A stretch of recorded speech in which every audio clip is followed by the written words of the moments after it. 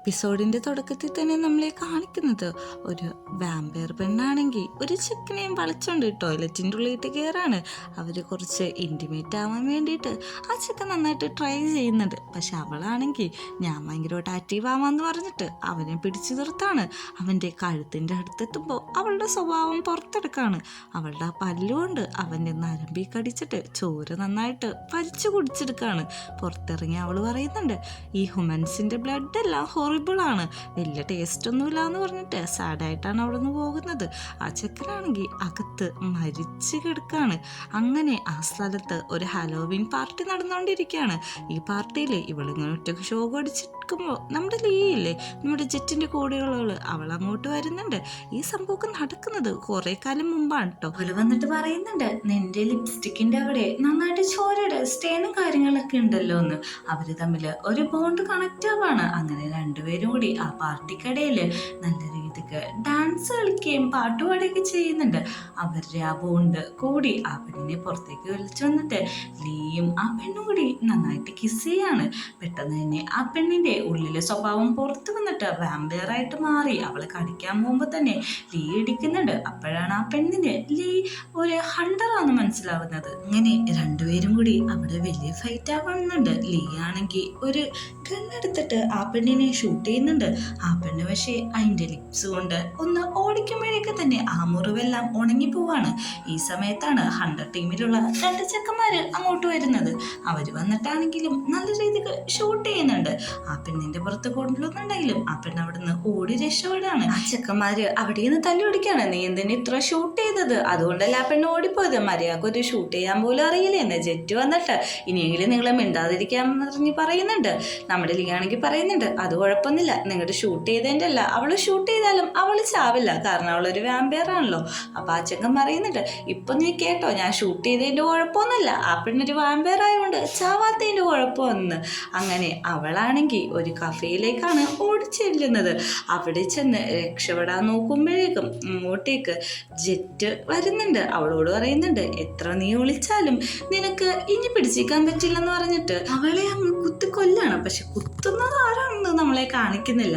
അപ്പോൾ തന്നെ ജെറ്റ് ഒരു ഡയറിയിൽ അടുത്ത ആളുടെ പേര് വെട്ടിക്കളയാണ്. കാരണം കൊല്ലുന്ന ആള് ഇങ്ങനെ അവര് വെട്ടിക്കളഞ്ഞുകൊണ്ടിരിക്കുകയാണ്. അവസാനമായിട്ട് അവര് ടാർഗറ്റ് ചെയ്യാൻ പോകുന്നത് വേറെ ആരെയല്ല, നമ്മുടെ രാമേലിനെയാണ്. രാമേലിനെ അവര് റൗണ്ട് ചെയ്തിട്ടാണ് മാർക്ക് ചെയ്തിടുന്നത്.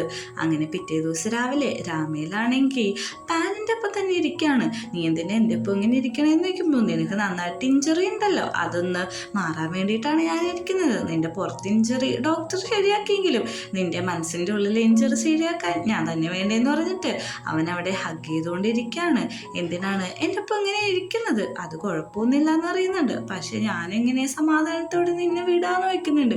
ഇവർ തമ്മിൽ ഒരു ബോണ്ട് വന്നിട്ട് രണ്ടുപേരും കണ്ണി ഇങ്ങനെ നോക്കി നിൽക്കുന്ന സമയത്താണ് മാത്യു പുറത്തുനിന്ന് വാതിൽ നോക്കി ചെയ്യുന്നത്. മാത്യു ആണെങ്കിൽ ഒന്ന് പെട്ടെന്ന് തുറക്ക്, എത്ര നേരം കൊട്ടുന്നു എന്നുള്ള രീതിയിലാണ് കൊട്ടിക്കൊണ്ടിരിക്കുന്നത്. പെട്ടെന്ന് തന്നെ ഉള്ളിട്ട് വന്നോട്ടെ എന്ന് വയ്ക്കുമ്പോഴേക്കും നമ്മുടെ പാനാണെങ്കിൽ കയറി വന്നോളാൻ പറയുന്നുണ്ട്. രാമേല് വേണ്ടെന്നും പറയുന്നുണ്ട്.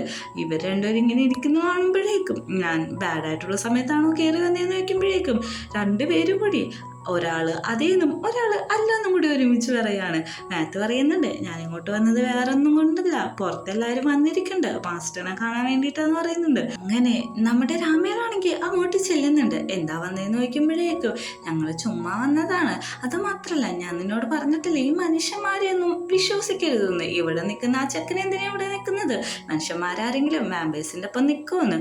അങ്ങനെ നമ്മുടെ പാനാണെങ്കിൽ വാഷ് ചെയ്തുകൊണ്ടിരിക്കുന്ന സമയത്ത് അവൻ്റെ മൂക്കിൽ നിന്ന് പിന്നെയും ബ്ലഡ് വരുന്നുണ്ട്. ഇടക്കിടക്ക് ഞാൻ വന്നോണ്ട് തന്നെ അവനത് നോക്കുന്നുണ്ട്.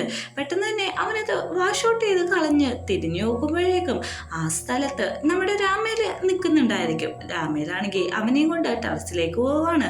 അവിടെ നിറച്ച് റോസ് ഫ്ലവേഴ്സ് ആണ് നട്ടു വെച്ചേക്കുന്നത്. നിനക്ക് റോസാപ്പൂക്കള് ഇഷ്ടമാണെന്ന് എനിക്കറിയാം, അതുകൊണ്ടാണ് ഞാൻ എൻ്റെ ടെറസിൽ ഇതെല്ലാം വളർത്തിയെന്ന് പറഞ്ഞിട്ട് അവന് ഒരു റോസാപ്പൂ എടുത്തു കൊടുക്കുന്നുണ്ട്.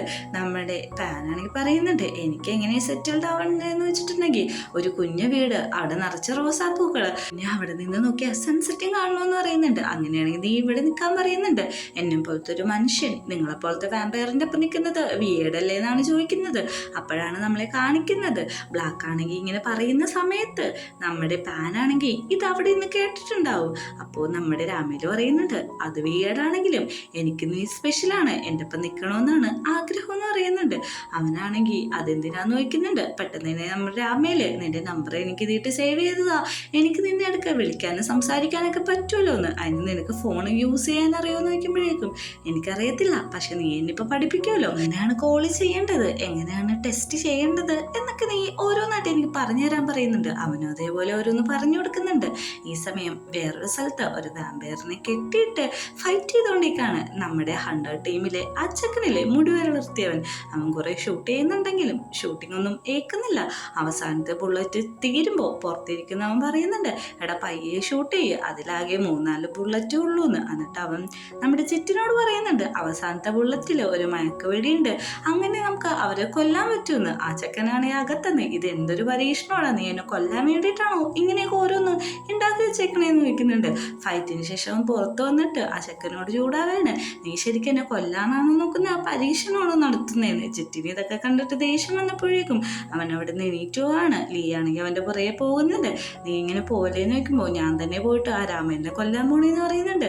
നീ അങ്ങനെയൊന്നും ചെയ്യരുത്, നിന്റെ അറ്റംപ്റ്റ് പാളിയിട്ടുണ്ടെങ്കിൽ നീ മാത്രമല്ല അപകടത്തിലാവുന്നത്, ഞങ്ങൾ ഈ സൊസൈറ്റിയെ അപകടത്തിലാവുമെന്ന് അവൾ പറയാണ്. അടുത്ത സീനില് പോങ്ങാണെങ്കിൽ പാനിനെ നോക്കിയിട്ട് അവന്റെ വീട്ടിലേക്ക് വന്നേക്കണ. അവിടെ ക്ലോസ്ഡ് എന്ന് കാണുമ്പോഴേക്കും അവൻ കോൾ ചെയ്ത് നോക്കുന്നുണ്ട്. ഫോൺ സ്വിച്ച് ഓഫ് ആണ്. അപ്പൊ നമ്മുടെ പോങ്ങാണെങ്കിൽ ഒരു മെസ്സേജ് അയക്കുന്നുണ്ട്, നീ എന്തിനാണ് എന്നെ ഇങ്ങനെ അവോയ്ഡ് ചെയ്യുന്നത്, എനിക്ക് മനസ്സിലായി നിനക്ക് എന്നെ ഇഷ്ടമല്ല എന്നും പറഞ്ഞ് അവൻ അവിടെ നിന്ന് പോവുകയാണ്.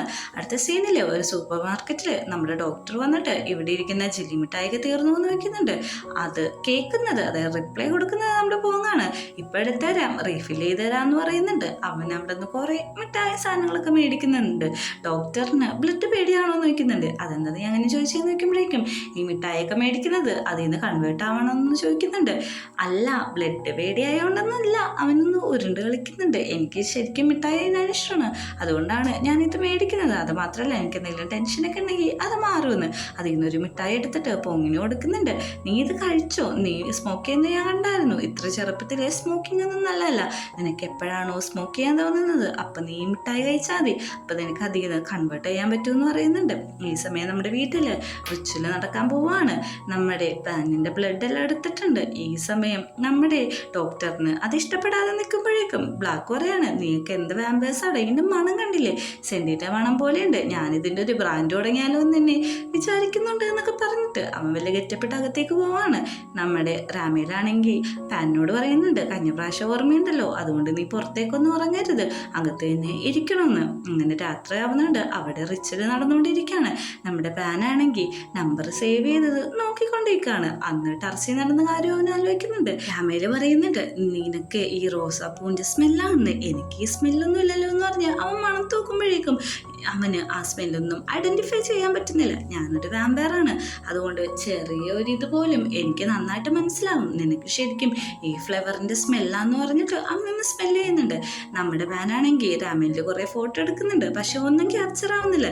ഞാൻ വാമ്പയറാണ്, എൻ്റെ ഫോട്ടോസ് ഒന്നും നിനക്ക് എടുക്കാൻ പറ്റത്തില്ല, പക്ഷെ എനിക്ക് നിൻ്റെ ഫോട്ടോസ് എടുക്കാൻ പറ്റുമെന്ന് പറഞ്ഞിട്ട് രാമയിൽ അവൻ്റെ കുറേ ഫോട്ടോസ് എടുക്കാണ്. പക്ഷേ പ്രോപ്പറായിട്ട് ഫോം പിടിക്കേണ്ട അറിയാത്തതുകൊണ്ട് തന്നെ രാമേലിന് അത് പറഞ്ഞു കൊടുക്കാണ്, ഇങ്ങനെയാണ് ഫോം പിടിക്കേണ്ടതെന്ന്. അതിൽ കുറേ ക്ലിക്ക് ചെയ്യുന്നുണ്ട്. നീ മതി, എന്തോരം ഫോട്ടോസാ എൻ്റെ അടുത്തേന്ന് ചോദിക്കുന്നുണ്ട്. ഈ കാര്യങ്ങളെല്ലാം ആലോചിച്ചിട്ട് പാനാണെങ്കിൽ വളരെ സന്തോഷത്തോടെ കിടക്കുമ്പോഴാണ് ഡോറ് വന്ന് മാത്യു നോക്ക് ചെയ്യുന്നത്. അവൻ പറയുന്നുണ്ട്, നിനക്ക് രാമേലിനൊന്ന് നോക്കാമോ, എനിക്ക് ബാക്കി 2 അമ്മമാരെ നോക്കാൻ വേണ്ടിയിട്ടാന്ന് പറയുന്നുണ്ട്. അതിന് നമ്മുടെ പാനാണെങ്കിൽ സമ്മതിക്കുന്നുണ്ട്. അങ്ങോട്ട് ചെല്ലുമ്പോഴേക്കും രാമേല് ഉറക്കത്തിലായിരിക്കും. അവൻ്റെ ആ മാല ശ്രദ്ധിക്കുന്നുണ്ട്. അവൻ ആ മാല ഒന്ന് ക്ലോസ് ആയിട്ട് നോക്കാൻ വേണ്ടിയിട്ട് അടുത്തേക്ക് ചെല്ലുമ്പോൾ രാമേലാണെങ്കിൽ അവനെ ഹഗ് ചെയ്ത് പിടിക്കാൻ ചോദിക്കുകയാണ്, എന്നെ വിടുമെന്ന് പറയുന്നുണ്ട്. പക്ഷെ എനിക്ക് പറ്റത്തില്ല, എനിക്ക് ഇങ്ങനെ തന്നെ കിടന്നു ഉറങ്ങാൻ മതി എന്നുള്ള രീതിയിലാണ് രാമേൽ അവനെ ഹഗ് ചെയ്തുകൊണ്ടിരിക്കുന്നത്. അങ്ങനെ അവൻ ഉറക്കത്തിട്ട് പോവാണ്. ഉറക്കത്തിൽ അവൻ എപ്പോഴും കാണുന്ന ആ സ്വപ്നം കാണുന്നുണ്ട്. അവര് രണ്ടുപേരും കൂടി ക്ലോസ് ആയിട്ടിരിക്കുന്നതാണ് അവൻ സ്വപ്നം കാണുന്നത്. പിറ്റേ ദിവസം രാവിലെയും അവൻ ആ സ്വപ്നത്തിന്റെ ഹാങ് ഓവറിൽ കിസ് ചെയ്യാനായിട്ട് ഇങ്ങനെ വരാണ്. ഇത് രാമയിൽ കണ്ടുകൊണ്ട് എടുക്കുന്നുണ്ട്. നീ എന്താണ് ഈ രാവിലെ തന്നെ ഇങ്ങനെയൊക്കെ കാണിക്കുന്നത്? നിനക്കെന്താ മോർണിംഗ് കിസ്സസിന്റെ ആവശ്യമുണ്ടോ എന്ന് ചോദിക്കുന്നുണ്ട്. അയ്യോ അതൊന്നല്ല, ഞാൻ സ്വപ്നം കണ്ടതാ, എനിക്കിതൊന്നും വേണ്ടാന്ന് പറഞ്ഞ് അവനെ തള്ളി മാറ്റുന്നുണ്ടെങ്കിലും ഞാൻ കിസ് തരാന്ന് പറയുന്നുണ്ട്. പക്ഷെ എനിക്ക് ഇതിന്റെ ഒന്നും ആവശ്യമില്ല. നിനക്ക് ആവശ്യം ഉണ്ടാവില്ലായിരിക്കും. അന്ന് എനിക്കൊരു കാര്യം ചെയ്യണം, എനിക്ക് നിന്റെ കവിളിൽ ഇങ്ങനെ കളിക്കണം, ഇങ്ങനെ കൈ കൊണ്ട് പിടിച്ചാൽ മതി എന്ന് പറയുന്നുണ്ട്. ഓക്കെ, 5 മിനിറ്റ് സമയം തരാമെന്ന് പറയുന്നുണ്ട്. കൈ കൊണ്ട് ചീക്സിൽ ഇങ്ങനെ പമ്പ് ചെയ്ത് കളിക്കുന്നുണ്ട്. അതിനുശേഷം അവൻ എണീക്കുന്നുണ്ട്. അതിന് കവിളൊക്കെ നന്നായിട്ട് വേദന എടുക്കുന്നുണ്ടെന്ന് പറഞ്ഞിട്ടാണ് അവിടുന്ന് പാൻ പോകുന്നത്. പക്ഷെ നമ്മുടെ രാമയിലാണെങ്കിൽ നല്ല സന്തോഷത്തിൽ തന്നെ പെട്ടി കിടക്കാണ്. അവൻ തിരിച്ചു വന്നിട്ട് ഫോൺ ചാർജ് കുത്തിയിടുമ്പോഴാണ് നമ്മുടെ പാൻ അയച്ച മെസ്സേജ് കാണുന്നത്. അവനത് വായിച്ചു നോക്കുന്നുണ്ട്. എടാ അങ്ങനെയൊന്നുമല്ല, എനിക്കൊരു വർക്കിന്റെ അർജൻസി ഉണ്ടായിരുന്നു, അതാണ് എനിക്ക് നിന്നോട് പറയാൻ പറ്റാതെ വീട്ടിൽ പോയത് എന്ന് പറഞ്ഞിട്ടാണ് ആ മെസ്സേജ് ഒക്കെ അയക്കുന്നത്. ഇത് കണ്ടുകൊണ്ട് അങ്ങോട്ട് ബ്ലാക്ക് വരുന്നുണ്ട്. നീ ആർക്കാ മെസ്സേജ് അയക്കുന്നതെന്ന് ചോദിക്കുമ്പോഴേക്കും അത് നീ അറിയേണ്ട ആവശ്യമില്ല, പേഴ്സണലാണ്, നിന്നോട് പറയേണ്ടതും ആവശ്യമില്ല എന്ന് പറഞ്ഞിട്ട് പാനാണെങ്കിൽ അവിടെ നിന്ന് പോവാണ്. എല്ലാവരും കൂടി ഇരിക്കുന്ന സമയത്ത് ബ്ലാക്ക് പറയുന്നുണ്ട്, ഇവനൊന്ന് സൂക്ഷിക്കണം, എനിക്ക് ഭയങ്കര സംശയമുണ്ട്, ഇവൻ ഹണ്ടറിന്റെ കൂട്ടത്തിൽപ്പെട്ട ആരെങ്കിലും ആണോന്ന്, കാരണം ഇവൻ ആരോടോ മെസ്സേജ് അയക്കുന്നത് ഞാൻ കണ്ടായിരുന്നു എന്ന് പറയുന്നുണ്ട്. പക്ഷെ പാനാണെങ്കിൽ ആ മെസ്സേജ് കാണിച്ചു കൊടുക്കാണ്, ഞാൻ എൻ്റെ അനിയനെ തന്നെയാണ് അയച്ചത്, അല്ലാതെ എനിക്കിങ്ങനെ കള്ളത്തരം ചെയ്യേണ്ട ആവശ്യമില്ലെന്ന്, ഈ പ്രാവശ്യം നീ രക്ഷപ്പെട്ടു എന്ന് പറഞ്ഞിട്ടാണ് ബ്ലാക്ക് അവിടെ നിന്ന് പോകുന്നത്. ഡോക്ടറാണെങ്കിൽ എനിക്കും ഡ്യൂട്ടി ഉണ്ട്, പിന്നെ കാണാമെന്ന് പറഞ്ഞിട്ട് അവിടെ നിന്ന് പോകുന്നുണ്ട്. മാത്യുവും പറയുന്നുണ്ട്, എനിക്കാണെങ്കിൽ ഇന്നൊരു ആർട്ട് ഗാലറിയിലെ ഷോ ഉണ്ട്, അതുകൊണ്ട് വൈകുന്നേരം കാണാമെന്ന് പറഞ്ഞിട്ട് അവനോടൊന്ന് പോകാണ്. നമ്മുടെ രാമിൽ പറയുന്നുണ്ട്, നീ ശരിക്കും ഹണ്ടിങ് ഗ്രൂപ്പിലുള്ളതാണെങ്കിൽ ഞാൻ നിന്നോടൊരു കാര്യം പറയാം, എൻ്റെ മേത്ത് എവിടെ ബുള്ളറ്റ് ചെയ്താലും കുത്തിയാലും ഒന്നും ഞാൻ ചാവില്ല, എൻ്റെ ഹൃദയത്തിൽ കുത്തണം, അതും സിൽവർ നൈഫ് കൊണ്ട് കുത്തിയാൽ മാത്രമാണ് ഞാൻ മരിക്കുള്ളൂന്ന്. നീ ഇതൊക്കെ എന്തിനാ എന്നോട് പറയുന്നത്? നിനക്ക് എന്നെ വിശ്വാസമില്ലെന്ന് ചോദിക്കുന്നുണ്ട്. അതുകൊണ്ടല്ല, എൻ്റെ ജീവൻ ഇപ്പം നിന്റെ കയ്യിലാണ്, നിനക്ക് മാത്രമേ ഈ കാര്യം അറിയുള്ളൂ എന്ന് പറയുന്നുണ്ട്. അങ്ങനെ ആർട്ട് ഗാലറിയിൽ നമ്മൾ മാത്യു ചെന്ന് നിൽക്കുമ്പോഴേക്ക് ലീ അങ്ങോട്ട് വരുന്നുണ്ട്. അവൾ ചോദിക്കുന്നുണ്ട്, നിങ്ങളുടെ പടം മോശമായിരുന്നു, ഞങ്ങൾ ഒത്തിരി സോറി പറയുന്നുണ്ട്, അത് മാത്രമല്ല ഈ പടം നിങ്ങൾക്ക് വേണോ, ഞാൻ എൻ്റെ ഓണറോട് സംസാരിക്കാമെന്ന് പറയുമ്പോൾ അതിൻ്റെ ആവശ്യമില്ല, എനിക്കിത് വേണമെങ്കിൽ ഞാൻ തന്നെ സംസാരിക്കാമെന്ന് പറയുന്നുണ്ട്. നിങ്ങളുടെ ആ പെയിൻറ്റിങ് നന്നാക്കി കിട്ടിയോ എന്ന് ചോദിക്കുന്നുണ്ട്. അതിനെപ്പറ്റിയൊന്നും നീ അറിയേണ്ട ആവശ്യമില്ല എന്ന് പറയുന്നുണ്ട്. അവൾ പറയുന്നുണ്ട്, ഞാൻ അയച്ച പിള്ളേരെങ്ങനെ ഉണ്ടായിരുന്നെന്ന്, അത് അവനൊന്ന് സ്ട്രൈക്ക് ആവുന്നുണ്ട്. പക്ഷെ അവൾ പെയിൻറ്റിങ്ങിൻ്റെ കാര്യമാണ് പറഞ്ഞത്. അവൾ പോയ വഴി മാത്യുവും അവിടെ ബ്ലാക്കും അവളെ ഫോളോ ചെയ്യുന്നുണ്ട്. ഈ സമയമാണെങ്കിൽ നമ്മുടെ പാങ് വന്നിട്ട് രാമേലിനെ വിളിക്കാണ്, ഞാൻ ചെയ്ത വർക്ക് കംപ്ലീറ്റ് ആയോ എന്ന് നോക്കാൻ പറഞ്ഞിട്ട്. വർക്കെല്ലാം കംപ്ലീറ്റ് ആയിട്ടുണ്ട്, അന്ന് ഞാൻ പോവാന്ന് പറയുന്നുണ്ട്. നീ എന്തിനിപ്പോൾ പോണേന്ന് നോക്കുമ്പോഴേക്കും എനിക്ക് ചെയ്യാനുള്ള വർക്ക് ഞാൻ കംപ്ലീറ്റ് ചെയ്തു, പിന്നെ നിങ്ങളുടെ റിച്ചിലും കഴിഞ്ഞു, പിന്നെ ഞാൻ എന്തിനാണ് ഇവിടെ നിൽക്കുന്നതെന്ന് നോക്കുമ്പോൾ അന്ന് അവസാനമായിട്ട് നീ എൻ്റെ കൂടി പിക്ചർ വരച്ചു തരാൻ പറയുന്നുണ്ട്. അതല്ല, എനിക്ക് ക്യാൻവാസ് വേറെ ഇല്ല എന്ന് പറയുമ്പോൾ ഈ നോട്ട് പാഡിൽ വരച്ചാൽ മതി എന്നാണ് പറയുന്നത്. ഇതേ സമയം പാർട്ടി നടക്കുന്ന സ്ഥലത്തേക്ക് നമ്മുടെ ബ്ലാക്കും എത്തിയിട്ടുണ്ട്. അവിടെയാണെങ്കിൽ ആ തല്ലു പിടിക്കുന്ന പയ്യനാണെങ്കിൽ ഗെയിമെല്ലാം കളിച്ച് വിൻ ചെയ്തിട്ട് നിൽക്കാണ്. ലീ അങ്ങോട്ട് വന്ന് ചോദിക്കുന്നുണ്ട്, ജെറ്റ് എന്തെന്ന്, ജെറ്റ് പൊക്കത്തുണ്ടാവും എന്ന് അറിഞ്ഞു നോക്കുമ്പോൾ അവിടെ കാണാനില്ല. അതുകൊണ്ട് തന്നെ ജെറ്റിനെ അവള് കോൾ ചെയ്യുന്നുണ്ട്. ജെറ്റെ നീ എവിടെയാന്ന് ചോദിക്കുന്നുണ്ട്. ഞാൻ ചർച്ചിലാണ്, എന്താ കാര്യമെന്ന് ചോദിക്കുന്നുണ്ട്. അല്ല നിന്നെ കാണാത്തോണ്ട് വിളിച്ചതാന്നാണ് പറയുന്നത്. ഈ സമയം ബ്ലാക്ക് അങ്ങോട്ട് നല്ല മാസിലാണ് കയറി വരുന്നത്. അവനാണെങ്കിൽ ആ പക്ഷികളുടെ രൂപത്തിലേക്ക് മാറിയിട്ട് അവിടെ ഉള്ളവരെ ചറപറ അറ്റാക്ക് ചെയ്യാണ്. എല്ലാവരും ആ അറ്റാക്കില് നന്നായിട്ട് പെട്ടുപോകുന്നുണ്ട്. ഈ സമയം ലീ പറയുന്നുണ്ട്, എടാ ഇവിടെ എന്തോ പ്രശ്നമുണ്ട്, നീ ഒന്ന് പെട്ടെന്ന് വരാൻ പറ്റുമോ, അവര് നമ്മുടെ സ്ഥലം കണ്ടുപിടിച്ചു എന്ന് തോന്നുന്നു. ഇത് കേൾക്കുന്നതും ജെറ്റ് അവിടെ നിന്ന് പോകുന്നുണ്ട്. അവിടെ ഒരു ചെയറിൽ ഒരു ചെക്കൻ ഇരിക്കുന്ന കാണിക്കുന്നുണ്ട്. പക്ഷെ നമ്മൾ നോക്കുമ്പോൾ ആ ചെക്കന് അവിടെയില്ല, അവനവിടെ നിന്ന് ഓടാണ്. ഈ സമയം തന്നെ ആ ബാറിലുണ്ടായിരുന്ന എല്ലാവരും തന്നെ അവിടെ പരിക്കേറ്റ് കിടക്കാണ്. ഇത് കണ്ടിട്ട് നന്നായിട്ട് പേടിക്കുന്നുണ്ട്, കാരണം അവർ നമ്മുടെ സ്പേസ് കണ്ടുപിടിച്ചു എന്ന് അവൾക്ക് മനസ്സിലായി. ഈ സമയം തന്നെയാണ് നമ്മുടെ രാമയില് പാനോട് കഥ പറഞ്ഞു തുടങ്ങുന്നത്. ഇവരുടെ കൂടെയുള്ള 3 പേരും, അതായത് മാത്യുവും നമ്മുടെ ബ്ലാക്കും ഡോക്ടറും, ഇവരൊക്കെ ഒരു കാലത്ത് ഹ്യൂമൻസ് തന്നെയായിരുന്നു. മാത്യു ആണെങ്കിൽ ഒരു പ്രിൻസസിന്റെ സോൾജർ ആയിരുന്നു. നമ്മുടെ ഡോക്ടറും അതേ കണക്ക് തന്നെയാണ്. ബ്ലാക്ക് ആണെങ്കിൽ ഒരു സ്ഥലത്തെ സ്ലേവർ ആയിരുന്നു. ഇതെല്ലാം പറയുമ്പോഴും അവർ ചെയ്ത പ്രവൃത്തി കാണിക്കുന്നുണ്ട്. ഇവരൊക്കെ മനുഷ്യരായി ജീവിച്ച് മരിക്കാറായപ്പോഴേക്കും ഞാൻ അവർക്ക് ഓരോരോ വരങ്ങളും കാര്യങ്ങളൊക്കെ കൊടുത്തിട്ടാണ് അവരിപ്പോൾ കാണുന്ന നിലയിലേക്ക് മാറിയേക്കുന്നത്. പിന്നെ അവസാനമായിട്ട് ഞാനാണുള്ളതെന്നും പറയുന്നുണ്ട്. ഈ സമയം നമ്മുടെ പിള്ളേരെല്ലാം കൂടിയിട്ടാണ് എല്ലാം കംപ്ലീറ്റ് ചെയ്തു വയ്ക്കുന്നുണ്ട്. എല്ലാം കംപ്ലീറ്റ് ചെയ്തു. ഈ 3 പേരുമാണ് അതിൽ മെയിൻ എന്ന് പറയുന്നുണ്ട്. ഒരാളുടെ ഫേസ് പക്ഷെ നമ്മൾ കാണിക്കുന്നില്ല. അങ്ങനെ നമ്മുടെ പാനോട് പറയുന്നുണ്ട്, അവസാനമായിട്ടുള്ള ഞാനാണ്. ഞാൻ ഭയങ്കര ശക്തനാണെങ്കിലും ഭയങ്കര ദുർബലനാണ്. എനിക്ക് നീ ഇല്ലാതെ പറ്റില്ല. എൻ്റെ ഫീലിങ്സ് ഇതാണെന്ന് പറഞ്ഞ് നമ്മുടെ പാനിനെ പിടിച്ച് അങ്ങ് കിസ് ചെയ്യാണ്. എന്നിട്ട് കരഞ്ഞിട്ട് പറയുന്നുണ്ട്, എൻ്റെ അടുത്തുനിന്ന് നീ പോകരുത്, എനിക്കെപ്പോഴും നീ കൂട്ട് വേണമെന്ന് ആഗ്രഹമെന്ന് പറയുന്നുണ്ട്. അവൻ കരയുന്നത് കൊണ്ട് തന്നെ നമ്മുടെ പാനാണെങ്കിൽ അവനെ സമാധാനിപ്പിക്കുകയാണ്. ഞാനങ്ങും പോവില്ല, ഞാനുണ്ടാവും നിൻ്റെ കൂടെ എല്ലാത്തിനും എന്ന് പറയാണ്. ഈ സമയം ജെറ്റാണെങ്കിൽ അങ്ങോട്ടേക്ക് വരുന്നുണ്ട്. ആ പക്ഷിയുടെ തൂവൽ അവനെടുത്ത് നോക്കുന്നുണ്ട്. അവനാണെങ്കിൽ ഇവിടെ എന്താണ് നടന്നതെന്ന് ഒന്നും മനസ്സിലാവുന്നില്ല. പക്ഷേ ഫോണെടുത്ത് ഒരു മെസ്സേജ് അയക്കുന്നുണ്ട്. ഇനി നമ്മുടെ ടാർജറ്റ് പാനാണെന്നും പറഞ്ഞിട്ട്. അപ്പം നമുക്ക് മനസ്സിലാവാം പാനിനെ ഇവർ കരുതി കൂട്ടിയാണ് അങ്ങോട്ട് വിട്ടേക്കുന്നതെന്ന്. ഈ സമയം ഒരു ബാക്കപ്പ് കാണിക്കുന്നുണ്ട്. ആ കന്യാസ്ത്രീ ആണെങ്കിൽ ഫാദറിന് പാടില്ല എന്ന് പറയുന്നുണ്ട്. ജെറ്റാണെങ്കിൽ അവിടെ ചെന്നിട്ട് ഫാദറിനോട് പറയുന്നുണ്ട്, നമ്മുടെ ആഗ്രഹം പോലെ തന്നെ ആ വാമ്പേഴ്സ് ഫാമിലിയിലുള്ളവരെ എല്ലാവരെയും നശിപ്പിക്കുന്നത്. ഈ സീൻ കാണിച്ചിട്ടാണ് എപ്പിസോഡ് അവസാനിക്കുന്നത്.